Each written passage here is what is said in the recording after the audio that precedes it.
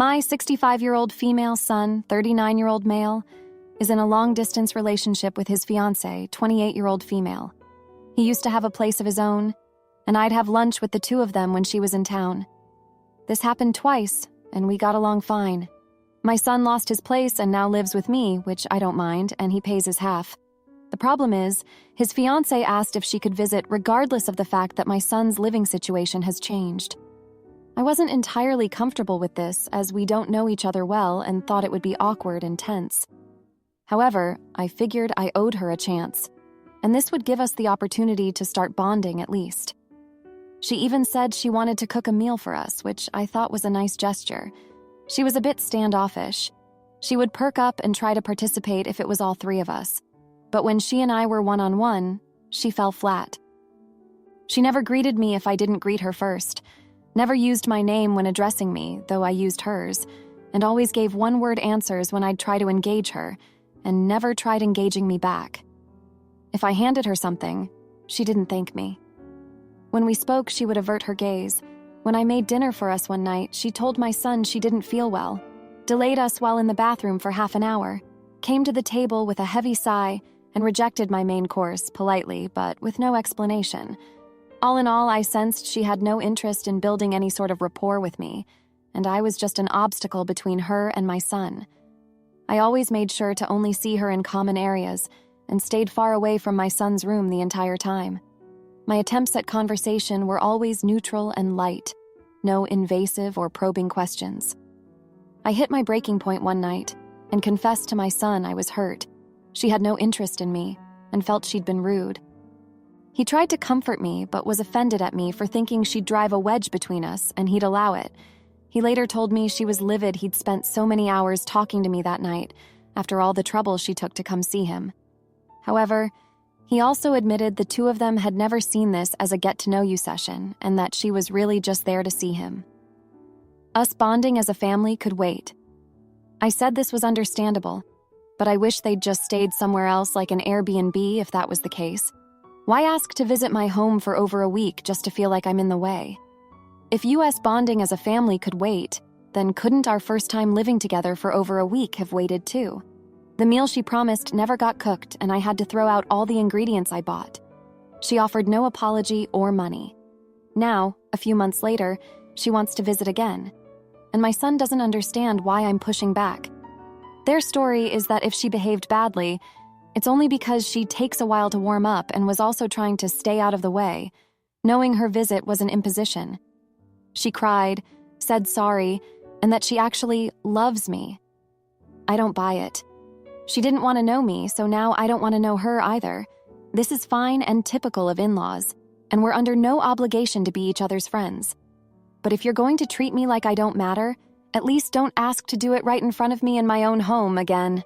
I'd also prefer not to know you're having intimacy with my son while I'm nearby. Am I the idiot for interpreting her behavior as rudeness, disinterest, and not wanting her to ever stay overnight again? Now for a few comments before the update. Comment 1. From reading the description, it sounds as if your son's fiancée is a shy, socially awkward woman who was in a situation where she felt very uncomfortable. And as the week went on, I am sure she felt OP's disapproval, which made her more uncomfortable and hence bailing on making dinner. I would have a talk with your son to find out what her personality is like. If she is normally extroverted with new people, then the issue lies elsewhere. But if she is an introvert, then OP should extend some grace and understanding. I will say that if your son and this woman are engaged and do get married, having a positive relationship with her will go a long way toward keeping a relationship with your son. It sounds as if your expectations for the visit didn't match hers. Asking them to stay in an Airbnb when she comes next will be you driving the wedge in the relationship, not her. Maybe just lighten up on your family bonding expectations and let a relationship develop naturally. Comment 2. Your son is nearly 40 years old and splits the bills with you. You can't soft-ban his girlfriend. You don't have to like her, but he does. Her not looking you in the eyes is most likely shyness. You sound overbearing and annoying to me, and I feel bad for the girlfriend. And as for your comment about not liking her having intimacy with your 40-year-old son is beyond ridiculous, lady. 40 years old. He is not an infant anymore, and as long as he's paying his half of the bills there, he's a tenant and can damn well invite her over. Oh, and here's a tidbit for you. You're not getting younger. If this is the woman he ends up marrying and you continue to treat her like crap, you will 100% be in a nursing home because there's no way she'll want you in her home later. Get a freaking grip on yourself. You don't have to like everyone, and they don't have to like you either. You can tolerate each other because you both love your son. You're the idiot. Now, for the update. Thanks for sticking around for more of the saga. So, the other day, my son tells me his fiancée is coming over again. I'm thinking, here we go again, right? But this time, he says they've got big news. I'm on edge, wondering what's up. They sit me down and drop the bomb. They're moving to another country. My son's got a job offer he can't refuse, and she's all in. I'm floored. I mean, we've had our issues, but him moving across the globe? That's a whole other level. I'm trying to process this, and they're looking at me like they expect me to throw a party or something. I'm not thrilled, but I keep it together for his sake. Now here's where it gets messy. They want to stay with me until they leave. 2 weeks tops, they say. I'm thinking about the last visit, how awkward it was, and I'm not keen on a repeat. But I'm also thinking this could be the last time I see my son for who knows how long. So, I say yes, but I lay down some ground rules. The first week is tense. She's trying, I'll give her that. But it's like we're speaking different languages. My son's caught in the middle, and you can tell he's stressed. He's juggling his work, the move, and us two not clicking. I'm trying to be supportive, but it's tough. Then, out of nowhere, she breaks down. We're alone in the kitchen, and she just starts crying. She tells me she's scared about the move, about leaving everything she knows. And she's worried about leaving me and my son on bad terms. It's the first real conversation we've had, and it's like a dam's broken. We talk for hours, and I start to see her in a new light. The next day, she cooks that meal she promised last time. It's like a peace offering, and it's actually pretty good. We're laughing, sharing stories, and for a moment, it feels like we're a family. My son's looking at us like he can't believe it, and I can tell he's relieved. But then, the night before they're set to leave, she gets a call. Her mom's sick, really sick. She's got to fly back home immediately. My son's torn. He's got this new job waiting, but he can't leave her to deal with this alone. He makes a decision that changes everything. He's going to postpone the job and go with her. I'm watching all this unfold, and I'm amazed at his commitment. It's a side of him I haven't seen before. They pack up in a rush, and there's this moment when she hugs me goodbye. It's a real hug, not one of those awkward, stiff ones. She whispers a thank you, and I can tell she means it. They're gone now, and the house is quiet. Too quiet. I'm sitting here thinking about how things turned out. It's not what I expected, but maybe that's okay. Maybe we needed this shakeup to see what's really important. Thanks for hearing me out.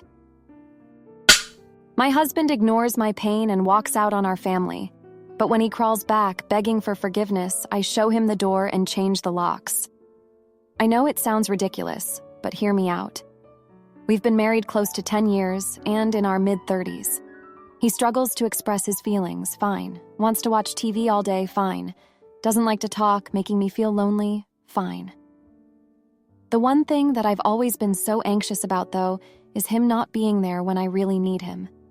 When he fractured his ankle over a year back and took time off work, I went straight into nurse mode and did all I could to be there for him and ensure he was relaxing while I watched our small child, battled infection 19, and looked after him at 8 months pregnant. Somehow I got through that period. I don't expect him to show any appreciation, but I should at least be able to count on him when I need him. 2 days ago, I woke and stretched my back and felt a sudden pain. The pain was bad. My lower back was fine, but from the back of my neck and between my shoulder blades, it's been hell. Day 3, and it's even worse. I can barely move my neck or turn or lie in bed. I'm guessing I've pulled a muscle, but the pain is so intense even when I'm sitting up. It seemed to have gotten worse when I stood up last night for a good amount of time cooking. I have small kids to look after, and I don't know how I'm supposed to manage like this. When he came home from work yesterday, I mentioned it. I waited a few hours so he could rest before asking if he could possibly give me a quick massage. His response was that he stands up all day for his job and his feet hurt, and no one massages him. I told him if he asked me to, I would. He snapped and shouted that I've been moaning about my stupid back since he came home and he didn't want to hear it. Well, that shut me up. I'm in such agony and he could care less. This has never happened to me before. Since having kids, I'm used to having aches and pain here and there that I barely notice or take medication for. It's rare for me to be like this, and he knows I wouldn't mention it unless it was really bad. I rang my mother and brought it up, and she's asked me to come over so she can give me a massage with some cream that helps with pain. She suffers from arthritis. How is it that I can count on my parents but not my life partner? We've been through so much together, and I've forgiven so much, but I don't know if I can get over this. My worst fear is me getting sick or a loved one passing away and him not being there for me. I feel like I'm getting a taste of what to expect. To top it off, he's waited until he's at work to let me know that he's sold a bed we've already dismantled, and this random man will be picking it up in the evening. This bed is upstairs. I've told him I can barely flipping move, never mind move around furniture. After snapping, he's decided he'll come and bring it downstairs on his break. Guess I won't be going anywhere today. Now, for a few comments before the update. Comment 1. We've been through so much together. No, you have been through so much, while he was never there when it concerned you. What a piece of crap to get mad about your hurting for one day when you played nurse for him so long before, while 8 months pregnant. Some men are just useless garbage, and you know where garbage goes. Comment 2. Not the idiot, your husband sounds like he's used to you doing everything for him and taking you for granted. He's verbally harassing you to shut you up in order to get what he wants. I'd leave him or really start standing up for yourself. Good luck now for the update. Thanks for all the comments on my last post. So, the bed situation? It got worse. The guy who was supposed to pick it up never showed. My husband had to leave work, lug the bed downstairs, and the buyer was a no-show. He was fuming, and guess who got the brunt of it? Me. I couldn't believe it. I'm here, barely able to turn my head, and he's angry at me because some stranger flaked out. But that's not even the half of it. Remember how I said I was worried about him not being there for me? Well, the next day my mom calls. She's at the hospital. My dad had a heart attack. I'm panicking in pain. And my husband? He tells me he can't leave work early. Says we can't afford it. I'm thinking, your father-in-law might be dying, and that's your concern? I had to call a neighbor to watch the kids so I could go. At the hospital, it's chaos. My dad's stable, thank God, but it's serious. I'm there all day trying to support my mom, texting updates to my husband, who's just silent. Hours go by, and finally he texts back, "Hope your dad gets better." That's it. No, "I'm here for you." No, "Do you need anything?" Nothing. I come home late, exhausted, and find him on the couch watching TV. He doesn't even ask about my dad. I'm so angry I can't even speak. I go to bed, alone, and cry myself to sleep. The next morning, I wake up to find him gone. No note, no text. I'm thinking, where could he be? Hours later, he comes back with groceries and acts like nothing's wrong. He even starts making breakfast. I'm confused, but relieved he's doing something helpful. Then he drops the bomb. He says he's been thinking and he's unhappy. Says he feels trapped and needs space. He's moving out just like that. After everything, he's leaving me and the kids. I'm in shock. I can't even process it. My back's still ending the life of me. My dad's in the hospital, and now this. I don't know what to do. I'm trying to keep it together for the kids, but inside, I'm falling apart. He packs a bag and leaves. I'm left there, standing in the kitchen, feeling like the floor's been ripped out from under me. I don't know how long I stood there, but eventually my mom calls. She's crying. My dad's taken a turn for the worse. I have to go back to the hospital, but I can barely move. I call my neighbor again, and she takes me. At the hospital, it's a blur. Doctors, nurses, beeping machines. My dad's not doing well, and all I can think about is how alone I feel. My husband's gone. My dad's fighting for his life, and I'm just there, helpless. That night, I come home to an empty house. The kids are asleep, and it's just me. I sit on the couch where he told me he was leaving, and it hits me. I'm going to have to do this on my own. I've always been afraid of him not being there when I really need him, and now that fear's come true. But somehow I accept it. I have to. For my kids, for my dad, for myself. The next day, I'm back at the hospital, and my dad's stable again. It's a relief, but there's a long road ahead. I go home, and there's a message from my husband. He wants to talk. Part of me wants to ignore it, but I can't. I need to know why he did this. We meet up, and he's full of apologies. Says he made a mistake, he was stressed, he didn't mean it. He wants to come back. I'm torn. Part of me hates him for what he did, but another part is just so tired of being alone. I tell him we'll talk about it, but right now I need to focus on my dad and the kids. He agrees, and that's where we leave it. So, that's where I am. My back's slowly getting better. My dad's recovering, and my husband, well, I don't know what's going to happen there. But for now, I'm just taking it one day at a time. Thanks for reading. My girlfriend expected a $4,200 bracelet. After I spent $500 on Valentine's Day, so I let her parade a lie and watched as her web of deceit unraveled. Girlfriend and I have been dating for 6 months. I am a Chinese American, and my girlfriend is also Chinese American. Neither of us are culturally Chinese besides food. For Valentine's Day, I took my girlfriend to a restaurant she really wanted to go to the day before. Couldn't get a reservation on Valentine's Day, and the total came out to $350. On actual Valentine's Day, I got her a $150 bouquet of flowers. She got me cologne, which I think was $90.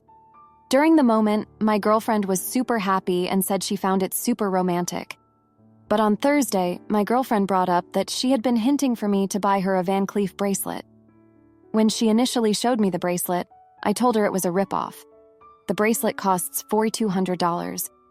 I told her that for that amount, you can get far more gold if you get it custom built from a jeweler, and it didn't make sense to me. The value of jewelry is that you buy it, and if you need money, you can get close to what you paid for as there is inherent value.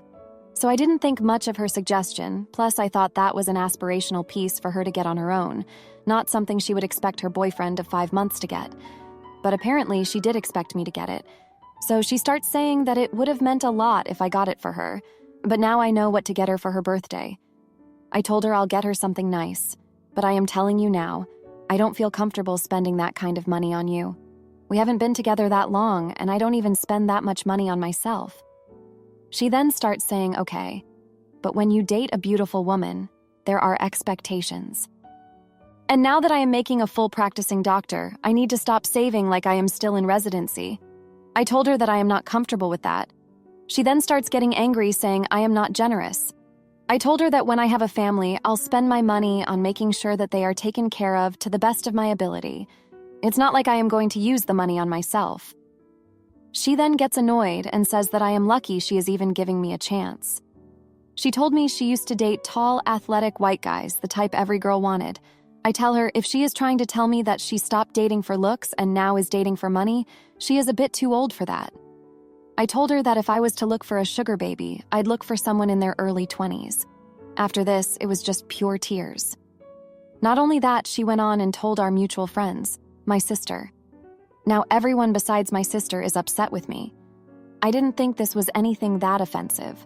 She is telling me she can date someone hotter and is doing me a favor by dating me. I'll admit, when we were younger, she was definitely the more popular one, but now I think we are both similar in looks. Now, for a few comments before the update. Comment 1. Why are you even asking this? She is a one-woman red flag parade, if this is even real. Dump her and try not to pick such a shallow girlfriend next time. Edit to add, not the idiot. Comment 2. Not the idiot. Move on. She puts you down and elevates herself. She is going to keep doing that. She wants gold, let her dig, but not on your pockets. Now for the update. Thanks for keeping up with my story. So after that whole bracelet fiasco, things just spiraled. My girlfriend, let's call her M, decided to throw a dinner party. It was supposed to be a casual thing, but I should have known better. She invited all our friends, including some I hadn't seen since college. The night started off okay, but then M announced she had a surprise. She brought out this huge box, and inside was the Van Cleef bracelet. Everyone oohed and awed, and I felt the floor drop beneath me. Turns out she bought it for herself, saying it was a gift from her generous boyfriend. I was stunned. I didn't say a word, just smiled through gritted teeth. Everyone was congratulating me on being such a great guy, and I felt like a complete pushover. I didn't correct her, didn't want to cause a scene, but inside I was fuming. A few days later, I found out Em had been telling people I was planning to propose. That's why she bought the bracelet, as a sort of pre-engagement gift to herself. I couldn't believe it. We'd never even discussed marriage. I was being walked all over, and I hadn't done a thing about it. Then came the aftermath. My sister, who's always had my back, confronted Em. She told her she knew the truth about the bracelet and that Em was out of line for spreading lies. Em just laughed it off, saying it was all in good fun, but my sister wasn't having any of it. She told Em that if she didn't come clean, she'd tell everyone herself. Em must have thought it was an empty threat because she didn't budge. So, true to her word, my sister gathered everyone at the next get-together and spilled the beans. Em was furious, accusing my sister of being jealous and trying to ruin our relationship. But the truth was out, and our friends started seeing Em's true colors. Just when I thought things couldn't get more complicated, one of our mutual friends, who had always been close to Em, confessed to me that he'd seen her getting cozy with one of her tall, athletic exes. He'd kept it to himself, not wanting to stir the pot, but after everything that had happened, he felt I should know. I was at a loss. I felt betrayed, humiliated, and angry. But I knew I had to confront Em. When I did, she didn't even deny it. She said she needed someone who appreciated her and was willing to show it in every way. That hit me hard. I realized I'd been ignoring so many red flags because I didn't want to be alone. But this was too much. I ended things with Em right then and there. It was tough, but I couldn't let myself be treated like a doormat any longer. Our friends were supportive, and many of them apologized for not seeing what was happening sooner. My sister was my rock through it all.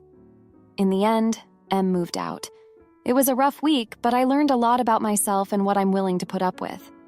I'm not sure what's next for me, but I'm ready to move on and find someone who respects me as much as I respect them.